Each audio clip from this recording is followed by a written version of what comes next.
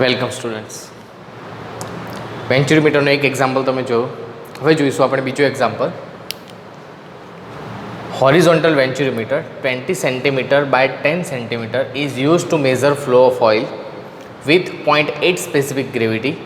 Rate of flow of oil is 0.75 meter cube per second. If coefficient of Venturimeter is 0.98, then find deflection in mercury U2 meter. ગુજરાતીમાં જોઈએ તો એક horizontal વેન્ચ્યુરીમીટર આપેલું છે 20 cm by 10 cm use to measure flow of oil with 0.8 specific gravity. તેની specific gravity કેટલી છે? 0.8. Rate of flow of oil is 0.75 metre cube per second. એટલે ક્યુ આપણને આપેલું છે 0.75 મીટર ક્યુબ પર સેકન્ડ, જે ઓલરેડી મીટર ક્યુબ પર સેકન્ડમાં જ આપેલો છે. તો ચલો પહેલાં જ ગિવન ડેટા લખી દઈએ.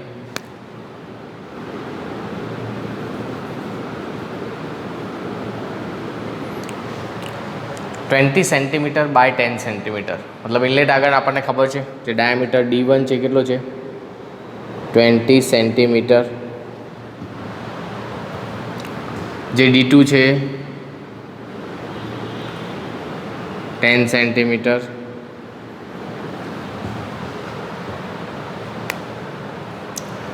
बीजू शू आपेलू है 0.8 स्पेसिफिक ग्रेविटी आपने S आपेला है 0.8, क्यू आपेला है 0.75 मीटर क्यूब पर सेकंड. तो आ गिवन डेटा है, आपने आटली डिटेल आपेली है. हवे जोईए कि डायमीटर D1 आपेलो है. डायमीटर केटलो आपेलो है 20 cm, तो एने मीटर में तमे लखो तो 0.2 मीटर लखाय. ए ज रीते आने 0.2 मीटर लखाय ना, 0.1 मीटर सॉरी 0.1 मीटर बने मीटर में कन्वर्ट थी गया. હવે ડાયામીટર D1 એટલે કે ડાયામીટર પરથી પહેલાં આપણે એરિયા શોધવાના છે. કેમ આ કરીએ છીએ? કારણ કે આપણને ખ્યાલ છે કે વેન્ચ્યુરીમીટર માટે આપણને ક્યુ ખ્યાલ છે CD જો કોન્સ્ટન્ટ આપેલો હોય તો A1 A2 √2GH upon √A1 square minus A2 square. બરાબર છે? તો આજે આપણને ફોર્મ્યુલા ખ્યાલ છે ઓલરેડી ક્યુનું. तो एम जे जोईतुं हतुं A1 A2 एरिया आपने ख्याल है जोईशे.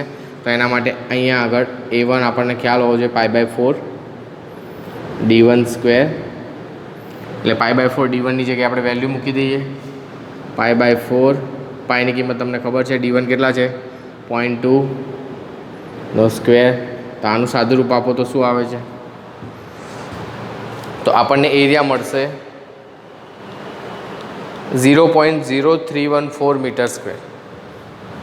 0.0314 मीटर स्क्वेर जे तमारो एरिया A1 आई गयो.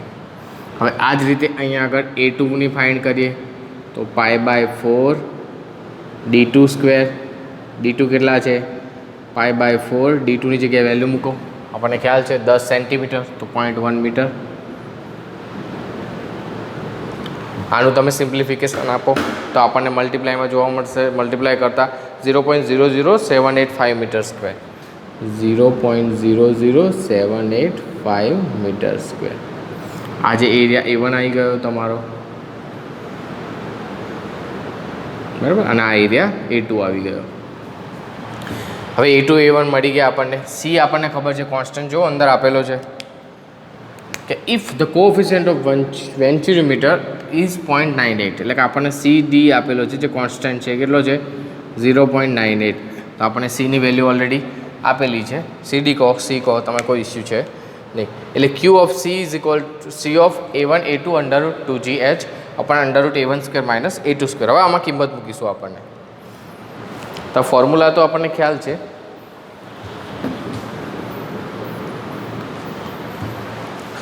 तो गिवन डेटा आपेलो है क्यू अपने फॉर्मूला ख्याल है C A1 A2 √2GH अपन √A1 square minus A2 square.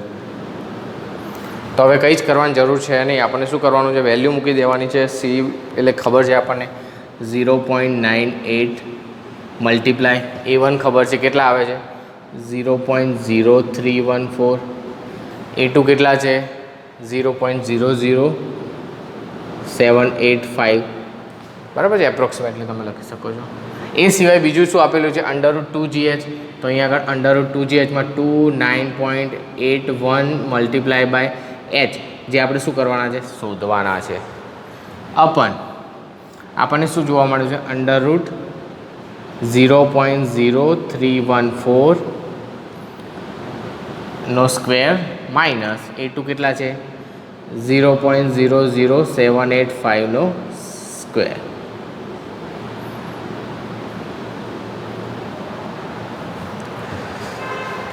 અહીં ક્યુ આપેલા છે આપણને, કેટલા છે? 0.75 મીટર ક્યુબ પર સેકન્ડ. તો આવી ડિટેલ આપેલી છે. હવે આને સિમ્પ્લિફિકેશન કરવાનું છે. આપણને ખબર છે બધી વેલ્યુ છે, ખાલી આ √h ને કરતા બનાવવાના છે. કોને કરતા બનાવવાના છે? √h ને. તો આપણને √h ની વેલ્યુ મળી જશે. આનું સિમ્પ્લિફિકેશન તમે કેલ્સીની મદદથી આપશો તો આપણને મળી જશે 0.6479. 0.6479. તો તમારે આ જે વેલ્યુ છે અહીં આગળ મલ્ટીપ્લાય કરી દેવાની છે અને આ √h સિવાયની બધી વેલ્યુ અહીં આગળ ડિવાઈડમાં લાવી દેવાની છે, જે ચોકડી ગુણાકાર તમને ખ્યાલ છે. તો એના પરથી તમને √h મળી જશે 0.6479 અને એના કારણે તમને h મળી જશે. હવે રૂટ છે તો આનો શું કરવાનો છે? સ્ક્વેર કરવાનો છે, એટલે તમને વેલ્યુ મળી જશે. તો h મળશે 0.4198.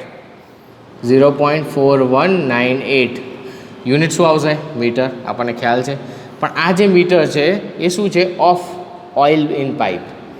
ઓફ ઓઇલ ઇન પાઇપ એટલે જે આ પ્રેશર હેડ મળ્યો છે આપણને પાઇપનો ઓઇલમાં મળ્યો છે, જે ડિફ્લેક્શન મળ્યું નથી. મર્ક્યુરીનું ડિફ્લેક્શન શોધવું હોય તો તમને મેં ફોર્મ્યુલા કીધું હતું, જે યાદ હોવું જોઈએ તમને, કે H = x SM/s -1. જે H એટલે આપણે જે શોધ્યો એ જે આ વેન્ચ્યુરીમીટર એટલે કે વેન્ચ્યુરીમીટર જેવી રચના છે, તમને ખ્યાલ છે, કન્વર્ઝન કોણ, ડાયવર્ઝન કોણ, થ્રોટ. તો એની અંદર જે ફ્લુઇડ જાય છે એના હાઇટ પ્રમાણે આપણને આ મળે છે પ્રેશર હેડ. ઓકે. પણ જ્યારે આપણે અલગથી મર્ક્યુરી યુટ્યુબ મેનોમીટર જોઈન કર્યું છે તો એની હાઇટ શોધવી હોય તો તમારે આ ફોર્મ્યુલાનો યુઝ કરવો પડે. ઓકે. તો H તમને ખ્યાલ છે 0.4198 x ફાઇન્ડ કરવાના છે. SM એટલે મર્ક્યુરીની જે સ્પેસિફિક ગ્રેવિટી તો તમને ખ્યાલ હોવી જોઈએ 13.6. કેટલી છે? 13.6. S એટલે આપણને જે આપેલું છે ફ્લુઇડ એની જે સ્પેસિફિક ગ્રેવિટી આપણને આપેલી છે 0.8 -1. ફરીથી આનું સિમ્પ્લિફિકેશન આપતા આપણને x કઈ રીતે મળશે? તો જો તમે હું ડાયરેક્ટ સિમ્પ્લિફિકેશન આપું છું, તમે જોજો. 0.4198 મલ્ટીપ્લાય 0.8 અપોન તે 13.6 - 0.8. બરાબર છે. પહેલાં લસા લઈને પછી જે કર્યું છે તમે તમારી રીતે ડાયરેક્ટ કેલ્સીમાં પણ આપી શકો છો.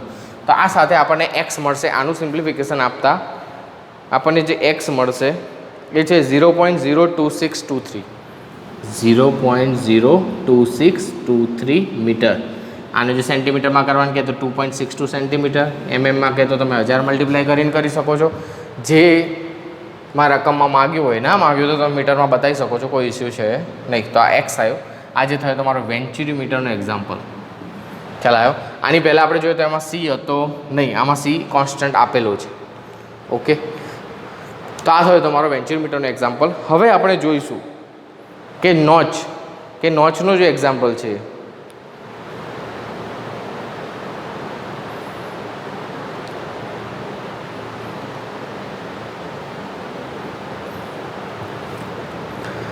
તો નોચમાં તમે જોયું કે નોચ અને વિયર એ બંને શું છે? ઓરિફિસમાં આપણે જે અપર એજને ફ્લુઇડનું જે લેવલ છે અથવા અપસ્ટ્રીમ છે એ ટચ નહીં કરે તો એ નોચ અને વિયર બનશે. આપણે એ બધું લેવા દેવા નથી. આપણને એક્ઝામ્પલ આપેલો છે તો ગિવન ડેટા લખવાનો છે અને એનું ફોર્મ્યુલા લખવાનું છે. ઓકે. આનો આ સેમ વસ્તુ ટ્રાયંગલમાં પૂછાઈ શકે છે. આપણને એક સ્પેસિફાઈ કરેલું છે. પહેલાં રકમ જોઈ લઈએ. Water flow over rectangular notch. Rectangular notch પર જે ફ્લો થાય છે એ જોવાનું છે. Having length 60 centimetre under head of 30 centimeter, find discharge in liter per second, take CD is equal to 0.65. તો given data જોઈ લઈએ પહેલાં. શું આપેલું છે? તો લેન્થ આપેલી છે 60 સેન્ટીમીટર, પણ આપણે L નથી, આપણે ફોર્મ્યુલામાં એને D તરીકે વાપરશું. D 60 સેન્ટીમીટર એટલે 0.6 મીટર. બરાબર છે? 1 મીટર બરાબર 100 સેન્ટીમીટર. D. H આપેલા છે 30 સેન્ટીમીટર. આપણે કીધું છે હેડ ઓફ 30 સેન્ટીમીટર. તો એટલે 0.3 મીટર થઈ જશે. એ સિવાય શું આપેલું છે? સીડી આપેલું છે 0.65 અને આપણને એમ કહે છે કે ડિસ્ચાર્જ ફાઇન્ડ કરવાનો છે. ડિસ્ચાર્જ ફાઇન્ડ કરવાનો છે. તો આનું ફોર્મ્યુલા તમને યાદ હોવું જોઈએ. પહેલાં તો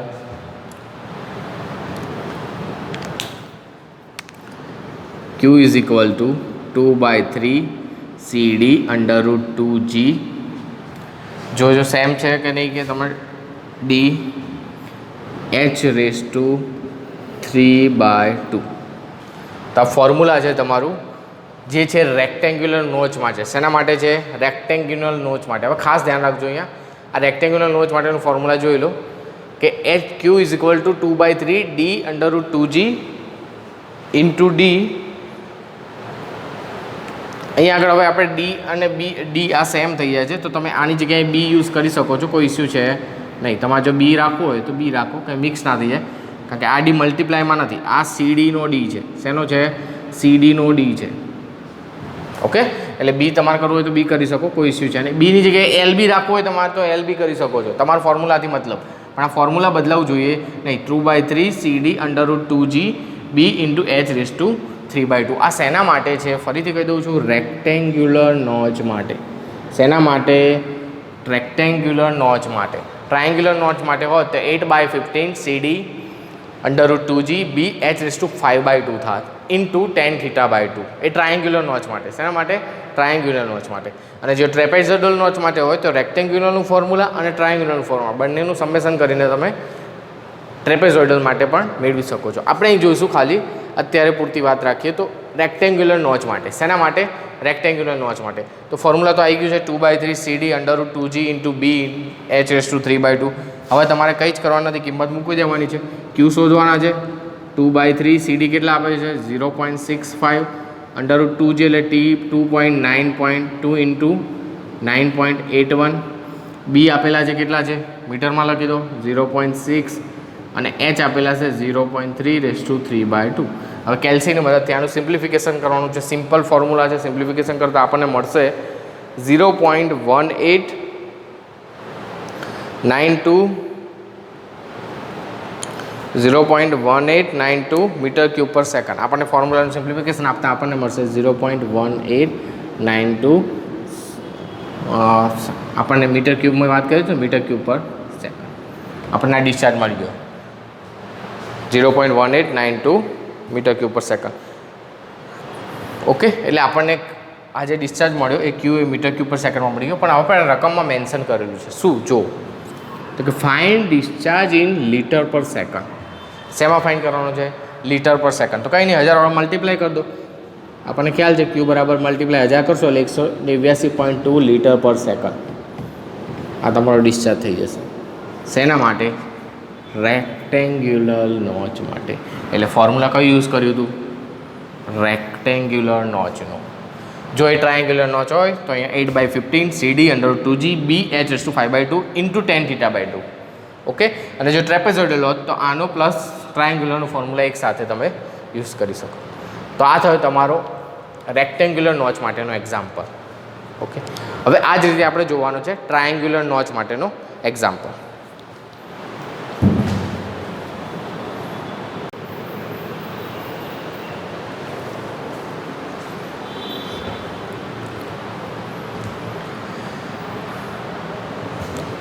તો વી નોચ જોવાનો છે. હવે રેક્ટેન્ગ્યુલર નોચ તો તમે જોયો. પહેલાં ગિવન ડેટા જોઈ લઈએ. The right angle V notch was use to measure the discharge of a centrifugal pump.